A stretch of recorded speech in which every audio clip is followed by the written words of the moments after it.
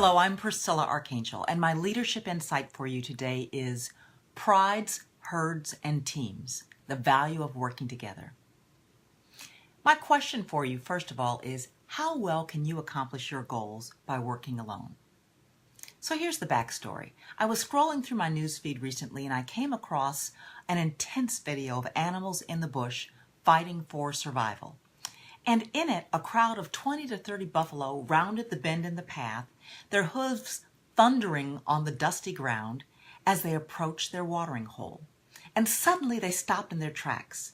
The blowing dust settled around them and they came face to face with a pride of lionesses, 6 or 7 of them, hungry and looking for their next meal.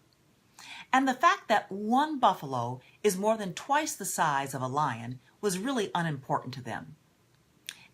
Animals the size of buffalo are typical prey for the pride, and so they had hungry cubs and several male lions to feed, so they were up for the fight. Their goal was to isolate one animal from the others, then pounce as a group, using their powerful jaws to deliver a decisive strike to the throat, and thereby suffocate the buffalo. The standoff began with each group eyeing one another. And the buffalo knew this routine. They knew they had strength in numbers.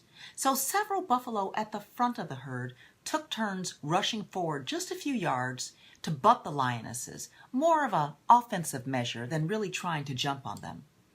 And the lionesses responded in kind, crouching, half pouncing, looking for an angle to get in between a lone buffalo and the rest of the herd.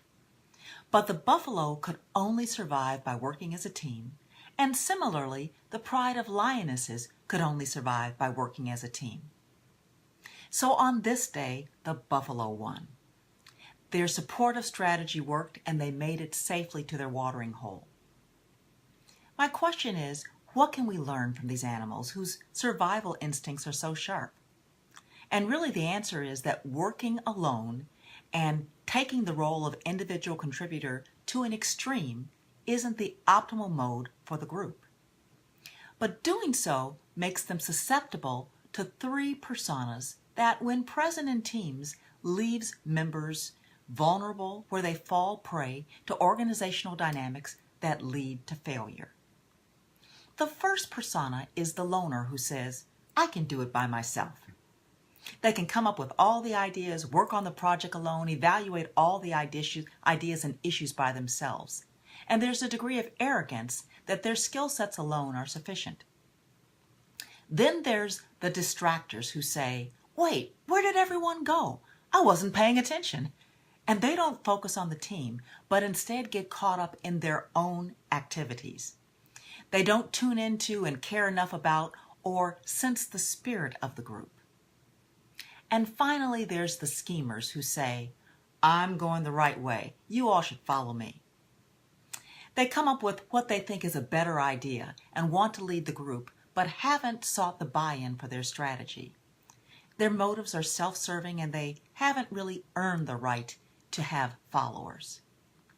Each of these behaviors can isolate individual team members in ways that hamper effectiveness, sever relationships, and compromise results, and finally can lead to conflict. Team members operating in any one of these personas don't value the richness of group ideas and input, and they don't value the combined energy of the team. They don't want the support of their fellow members either.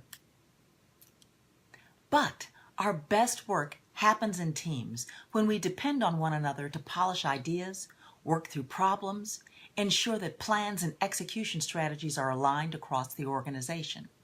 And this begins with developing relationships, understanding and valuing the strengths that each person brings to the table, and building trust. Ultimately, like the herd of buffaloes and the pride of lionesses, we have to understand that there's strength in the whole. Teams win when individuals can't. And a group of good individual players can become great when working together. So think about who's on your team, how you're communicating with them, and helping each other to achieve a common goal. You have to effectively shift positions as needed and support others, sticking together when the going gets tough and delivering core results. Whether you work in a large organization or as a solopreneur, you must come together with a community of contributors who possess varied and important skills that accomplish your objectives. So, are you behaving like an individual contributor or as a member of a great and successful team? Thanks for listening.